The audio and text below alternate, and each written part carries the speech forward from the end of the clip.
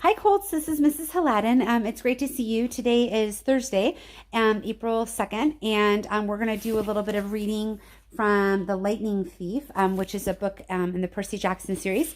I'm pretty excited. I just finished reading one of the other books I'm doing, Charlie and the Chocolate Factory. So if you haven't checked that out, please do. But let's keep going with The Lightning Thief.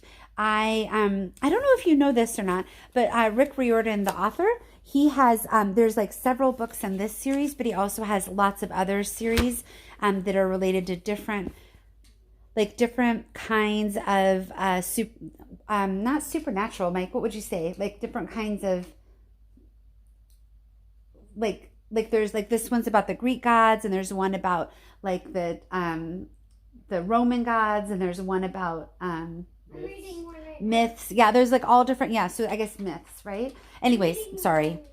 That was a long way about saying that Rick Riordan, if you like this book, has written lots of other series about different myths, like really diving in deep to what those stories are with some fictional stuff played in. So if you like this, just know that Mr. Riordan has tons of other books that are like this, but have different kinds of storylines. So anyways, so we're on chapter 17. That's what we're going to read today. The last chapter we read, chapter 16, took Percy and Grover and Annabeth to Las Vegas, which was kind of, but not particularly well represented. Anyways, they went to Las Vegas. They released a couple of wild animals that were being taken to the circus, and they got themselves caught up in a hotel called the Lotus, where time stopped, and they were there for several days. So they just left the Lotus and realized that tomorrow is the summer solstice, and they're still in Las Vegas, which is not Los Angeles, and they've got to figure out what to do. So this chapter 17, is called We Shop for Waterbeds. So here we go. It was Annabeth's idea. We loaded onto the back of a Vegas taxi as if we actually had money and told the driver, "Los Angeles, please." The cabbie chewed his cigar and sized us up. "That's 300 miles. For that, you got to pay up front." "You accept casino debit cards?" Annabeth said. He shrugged. "Some of them. Same as credit cards. I got to swipe them through first." Annabeth handed him her green Lotus cash card. He looked at it skeptically. "Swipe it," Annabeth invited. He did. His meter machine started rattling. The lights flashed. Finally, an infinity symbol came up next to the dollar sign. The cigar fell out of the driver's mouth. He looked back at us, his eyes wide. "Where to in Los Angeles, Your Highness?" "The Santa Monica Pier." Annabeth sat up a little straighter. I could tell she liked the "Your Highness" thing. "Get us there fast, and you can keep the change." Maybe she shouldn't have told him that. The cab's speedometer never dipped below 95 the whole way through the Mojave Desert. On the road, we had plenty of time to talk. I told Annabeth and Grover about my latest dream, but the details got sketchier the more I tried to remember them. The Lotus Casino seemed to have short-circuited my memory. I couldn't recall what the invisible servant's voice had sounded like, though I was sure it was somebody I knew. The servant had called the monster into the pit something other than my lord, some special name or title. "The Silent One," Annabeth suggested. "The Rich One?" "Both of those are nicknames for Hades." "Maybe," I said, though neither sounded quite right. "That throne room sounded like Hades's," Grover said, "the way that it's usually described." I shook my head. Something's wrong. The throne room wasn't the main part of the dream, and that voice from the pit, I don't know, it just didn't feel like a god's voice. Annabeth's eyes widened. "What?" I asked. "Oh, nothing. It's just, no, it has to be Hades. Maybe he sent a thief, the invisible person, to get the Master Bolt, and something went wrong." "Like what?" "I don't know," she said, "but if he stole Zeus's symbol of power from Olympus and the gods were hunting him, I mean, a lot of things could go wrong. So this thief had to hide the bolt, or he lost it somehow. Anyway, he failed to bring it to Hades. That's what the voice in your dream said, right?" "The guy failed?" "That would explain why the Furies were searching for when they came after us on the bus. Maybe they thought we had retrieved the bolt." I wasn't sure what was wrong with her. She looked pale. "But if I'd already retrieved the bolt," I said, "why would I be traveling to the underworld?" "To threaten Hades," Grover suggested, "to bribe or blackmail him into getting your mom back." I whistled. "You have evil thoughts for a goat." "Why, thank you." "But the thing in the pit, it said that it was waiting for 2 items," I said. "If the Master Bolt is one, what's the other?" Grover shook his head, clearly mystified. Annabeth was looking at me as if she knew my next question, which was silently willing me not to ask it. "You have an idea of what might be in that pit, don't you?" I asked her. "I mean, if it isn't Hades." "Percy, let's not talk about it, because if it isn't Hades, no, it has to be Hades." Wasteland rolled by. We passed a sign that said California state line 12 miles. I got the feeling I was missing one simple critical piece of information. It was like when I stared at a common word I should know, but I couldn't make sense of it because one or two letters were floating around. The more I thought about my quest, the more I was sure that confronting Hades wasn't the real answer. There was something else going on, something even more dangerous.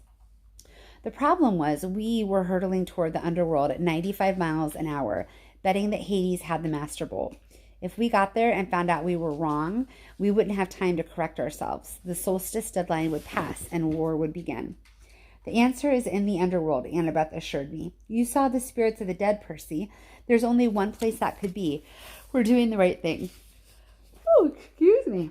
It's late.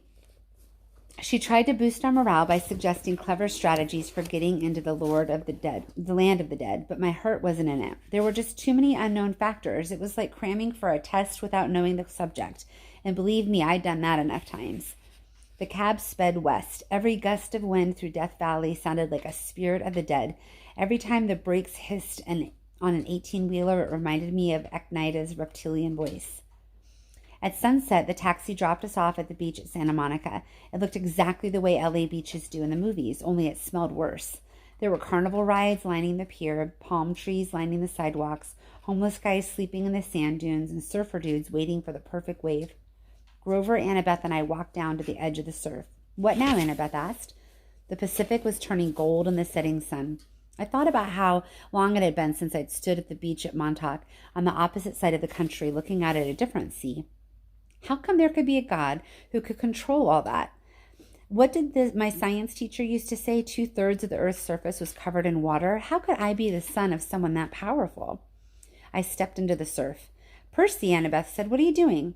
I kept walking up to my waist and then my chest. She called after me. You know how polluted that water is? There's all kinds of toxic... That's when my head went under. I held my breath at first. It's difficult to intentionally inhale water. Finally, I couldn't stand it anymore. I gasped. Sure enough, I could breathe normally. I walked down to the shoals. I shouldn't have been able to see through the murk, but somehow I could tell where everything was. I could sense the rolling texture of the bottom. I could make out sand dollar colonies dotting the sandbars. I could even see the currents, warm and cold streams swirling together. I felt something rub against my leg. I looked down, and I almost shot out of the water like a ballistic missile. Sliding along beside me was a 5-foot-long mako shark. But the thing wasn't attacking, it was nuzzling me, heeling like a dog. Tentatively, I touched its dorsal fin. It bucked a little, as if inviting me to hold tighter. I grabbed the fin with both hands, and it took off, pulling me along. The shark carried me down into the darkness. It deposited me at the edge of the ocean proper, where the sandbank dropped off into a huge chasm. It was like standing on the rim of the Grand Canyon at midnight, not being able to see much, but knowing the void was right there. The surface shimmered maybe 150 feet above. I knew I should have been crushed by the pressure. Then again, I shouldn't be able to breathe. I wondered if there was a limit to how deep I could go, if I could sink straight to the bottom of the Pacific. Then I saw something glimmering in the darkness below, growing bigger and brighter as it rose towards me. A woman's voice, like my mother's, called, "Percy Jackson." As she got closer, her shape became clearer. She had flowing black hair, a dress made of green silk. Light flickered around her, and her eyes were so distractingly beautiful I hardly noticed the stallion-sized seahorse she was riding. She dismounted.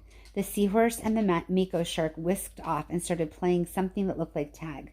The underwater lady smiled at me. "You've come far, Percy Jackson. Well done." I wasn't quite sure what to do, so I bowed. "You're the woman who spoke to me at the Mississippi River." "Yes, child, I am. I am Nereid. Nereid? What do you think, Mike? Nereid. I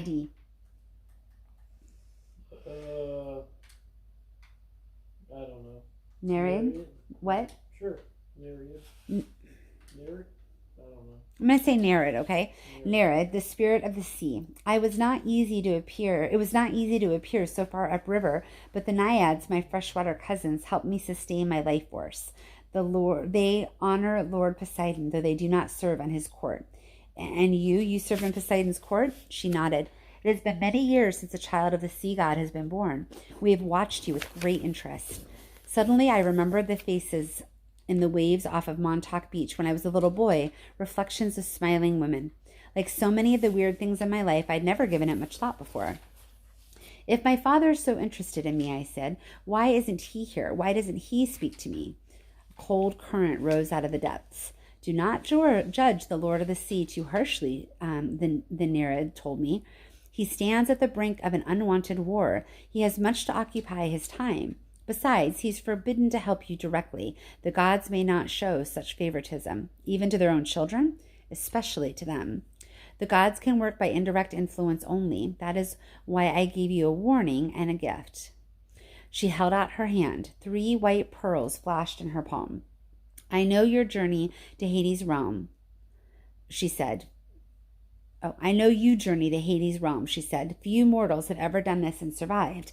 Orpheus, who had a great musical skill, Hercules, who had great strength, Houdini, who could escape even the depths of Tartarus. Do you have these talents? No, ma'am. Ah, but you have something else, Percy. You have gifts you have only begun to know. The oracles have foretold a great and terrible future for you. Should you survive manhood, Poseidon would not have you die before your time. Therefore, take these, and when you are in need, smash a pearl at your feet. What will happen? That, she said, depends on the need. But remember, what belongs to the sea will always return to the sea. What about the warning? Her eyes flickered with green light. Go with what your heart tells you, or you will lose all. Hades feeds on doubt and hopelessness. He will trick you if he can, make you mistrust your own judgment. Once you are in his realm, he will never willingly let you leave. Keep faith. Good luck, Percy Jackson. She summoned her seahorse and rode toward the void. Wait, I called. At the river you said not to trust the gifts. What gifts? Goodbye, young hero, she called back, her voice fading into the depths. You must listen to your heart. She became a speck of glowing green, and then she was gone. I wanted to follow her into the darkness. I wanted to see the court of Poseidon, but I looked up at the sunset darkening on the surface. My friends were waiting. We had so little time. I kicked upward toward the shore. When I reached the beach, my clothes dried instantly. I told Grover and Annabeth what had happened and then showed them the pearls. Annabeth grimaced. No gift comes without a price. They were free. No, she shook her head. There's no such thing as a free lunch. That's an ancient Greek saying that translated pretty well into American. There will be a price, you wait. On that happy thought, we turned our backs to the sea. With some spare change from Aries' backpack, we took the bus into West Hollywood. I showed the driver the underworld address slip I'd taken from Auntie M's Garden Gnome Emporium, but he'd never heard of DOA recording studios. You remind me of someone I saw on TV, he told me. A child actor or something? Yeah, I'm a stunt double. A lot for a lot of child actors. Oh, that explains it. We thanked him and got off quickly at the next stop. We wandered for miles on foot looking for DOA. Nobody seemed to know where it was. It didn't appear in the phone book. Twice we ducked into alleys to avoid cop cars. I froze in front of an appliance store window because the television was playing an interview with somebody who looked very familiar. My stepdad, Smelly Gabe. He was talking to Barbara Walters. I mean, as if he were some kind of huge celebrity. She was interviewing him in our apartment in the middle of a poker game, and there was a young blonde lady sitting next to him patting his hand. A fake tear glinted on his cheek. He was saying, honest, Miss Walters, if it wasn't for sugar here, my grief counselor, I'd be a wreck. My stepson took everything I cared about, my wife, my Camaro. I'm sorry, I'm having trouble talking about it. And there you have it, America. Barbara Walters turned to the camera. A man torn apart, an adolescent boy with serious issues. Let me show you again the last known photo of this troubled young fugitive taken a week ago in Denver. The screen cut to a grainy shot of me, Annabeth, and Grover standing outside the Colorado diner talking to Aries. Who are the other children in this photo? Barbara Walters asked dramatically. Who is the man with them? Is Percy Jackson a delinquent, a terrorist, or perhaps the brainwashed victim of a frightening new cult? When we come back, we chat with a leading child psychologist. Stay tuned, America. Come on, Grover told me. He hauled me away before I could punch a hole in the appliance store window. It got dark, and hungry-looking characters started coming out of the streets to play. Now, don't get me wrong, I'm a New Yorker. I don't scare easily, but LA had a totally different feel from New York. Back home, everything seemed close. It didn't matter how big the city was, you could get anywhere without getting lost. The street pattern and the subway made sense. There was a system to how things worked. A kid could be safe as long as he wasn't stupid. LA wasn't like that. It was spread out, chaotic, hard to move around. It reminded me of Aries. It wasn't enough for LA to be big. It had to prove it was big by being loud and strange and difficult to navigate, too. I didn't know how we were ever going to find the entrance to the underworld by tomorrow, the summer solstice. We walked past gangbangers, bums, and street hawkers who were looking at us like they were trying to figure out if we were worth the trouble of mugging. As we hurried past the entrance to an alley, a voice from the darkness said, "Hey, you." Like an idiot, I stopped. Before I knew it, we were surrounded. A gang of kids had circled us, 6 of them, white kids with expensive clothes and mean faces, like the kids at Yancey Academy, rich brats playing being bad boys. Instinctively, I uncapped Riptide. When the sword appeared out of nowhere, the kids backed off, but their leader was either really stupid or really brave, because he kept coming at me with a switchblade. I made the mistake of swinging. The kid yelped, but he mustn't have been 100% mortal, because the blade passed. Good grief, because the blade passed harmlessly right through his chest. He looked down. What the? I figured I had about 3 seconds before the shock turned to anger. "Run!" I screamed at Annabeth and Grover. We pushed 2 kids out of the way and raced down the street, not knowing where we were going. We turned a sharp corner. "There!" Annabeth shouted. Only one store on the block looked open, its windows glaring with neon. The sign above the door said something like Krusty's Water BDE Palace. Krusty's Waterbed Palace? Grover translated. Oh, that's crazy. Oh, that's wild. Okay. Sorry, I'm going to pause for a second. I'm going to tell you how this is spelled.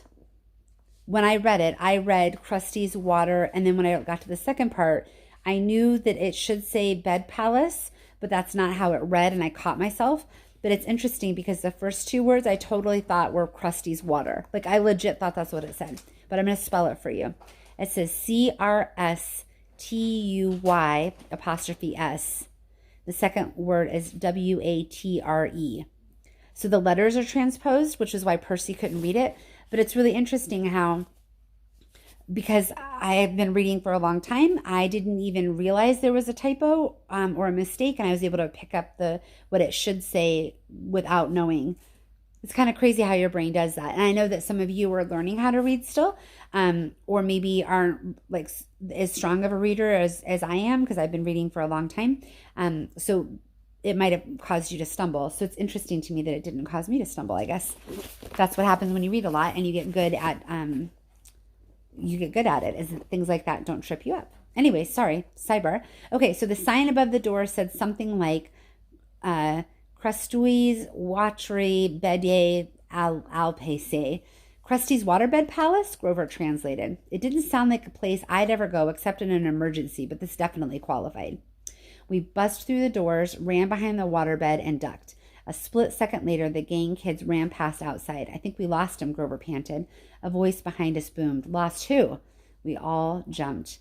Standing behind us was a guy who looked like a raptor in a leisure suit. He was at least 7 feet tall with absolutely no hair.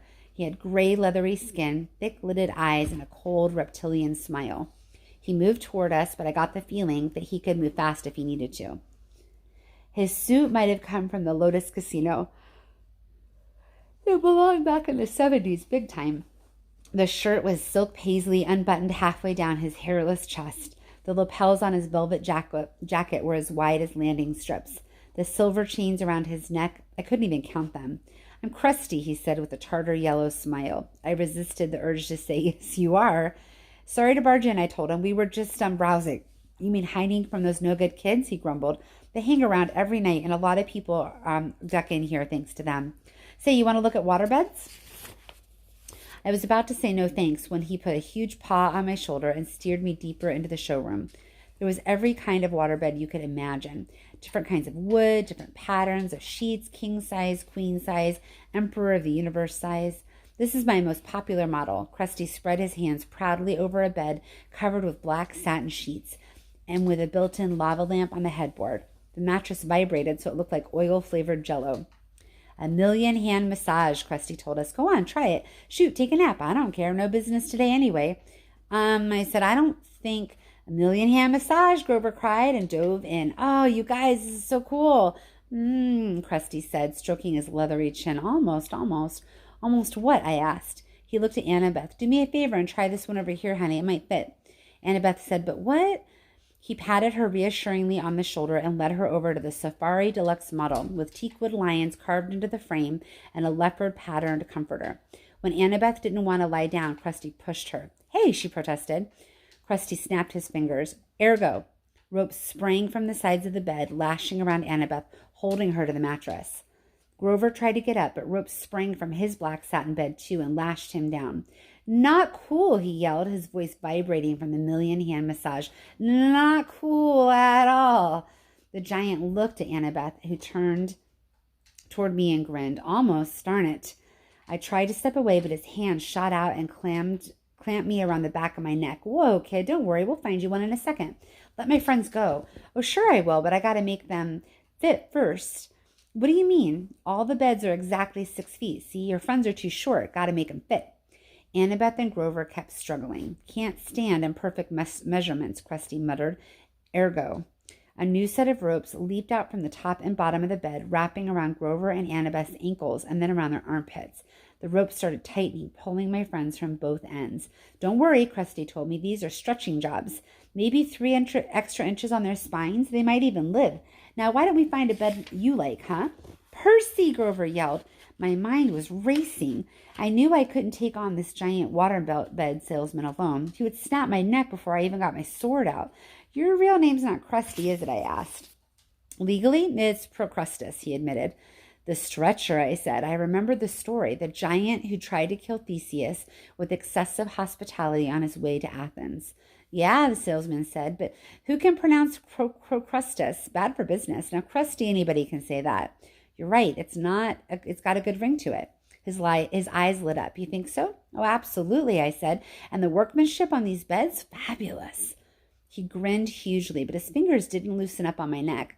I tell my customers that. Every time, nobody bothers to look at the workmanship. How many built-in lava lamp headboards have you ever seen? Not too many. That's right. "Percy!" Annabeth yelled. "What are you doing?" "Don't mind her," I told Procrustes. "She's impossible." The giant laughed. "All my customers are, never 6 feet exactly, so inconsiderate. And then they complain about the fitting. What do you do if they're longer than 6 feet? "Oh, that happens all the time. It's a simple fix." He let go of my neck, but before I could react, he reached behind a sales desk and brought out a large double-bladed brass axe. He said, "I just center the subject as best I can and lop off whatever hangs out on either end." "Ah," I swallowed hard. "Sensible. I am glad to come across an intelligent customer." The ropes were really stretching my friends now. Annabeth was turning pale. Grover made gurgling sounds like a strangled goose. "So, Krusty," I said, trying to keep my voice light. I glanced at the sales tag on the Valentine shaped honeymoon special. "Does this one really have dynamic stabilizers to stop wave motion?" "Absolutely, try out." "Maybe I will. But would it work even for a big guy like you, like no waves at all?" "Guaranteed." "No way. Show me." He sat down eagerly on the bed, patted the mattress. "No waves, see?" I snapped my fingers. "Ergo." Ropes lashed around Krusty and flattened him against the mattress. "Hey," he said. "Center him just right," I said. The ropes readjusted themselves at my command.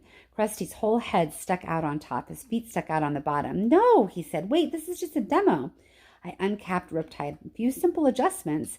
I had no qualms about what I was about to do. If Krusty were human, I couldn't hurt him anyways. If he was a monster, he deserved to turn into dust for a while. "You drive a hard bargain," he told me. "I'll give you 30% off a selected floor model." "I think we'll start with the top." I raised my sword. "No money down, no interest for 6 months."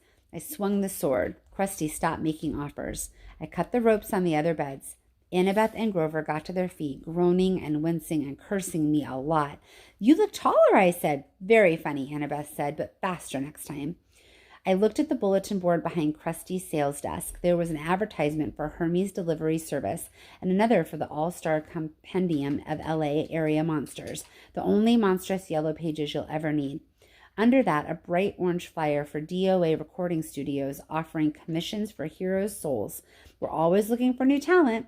DOA's address was right underneath with a map. "Come on," I told my friends. "Give us a minute," Grover complained. "We were almost stretched to death." "Then you're ready for the underworld," I said. "It's only a block from here." And that's the end of that. That was not what I expected to happen. Was it what you thought was going to happen?